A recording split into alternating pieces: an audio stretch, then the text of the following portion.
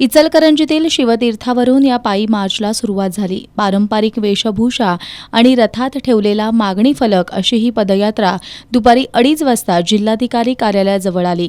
यावेळी बोलताना अमित भोसले यांनी छत्रपती शिवाजी महाराज यांचं अरबी समुद्रातील स्मारक लवकरात लवकर व्हावं यासाठी हा पायी मार्च काढण्यात आल्याचं सांगितलं की लवकरामध्ये मुंबई येथे छत्रपती शिवरायांचं आंतरराष्ट्रीय स्मारक व्हावं आणि शिवप्रेमींना जगाला त्याचा आदर्श राहावा यासाठी आम्ही कोल्हापूर जिल्ह्यातील इचलकरंजीतील सर्व शिवप्रेमी कार्यकर्ते इचलकरंजी शिवतीर्थ ते हातकणंगले मार्गे कलेक्टर ऑफिस कोल्हापूरला पायी पदयात्रा करून या ठिकाणी कलेक्टर साहेबांनी निवेदन दिलेलं आहे। या निवेदनात म्हटलेलं आहे की तात्काळ तुम्ही शिवस्मारकाचं काम सुरू करा, अन्यथा भविष्य काळामध्ये आम्ही तीव्र लोकशाही मार्गाने आंदोलन करण्याचा इशारा दिलेला आहे।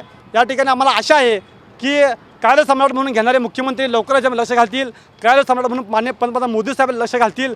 यावेळी नितीन सावरकर, शकील मुल्ला, मुन्ना लाहोरी, शशिपाल कुरणे, अमित कुंभार, राम पाटील आदी उपस्थित होते।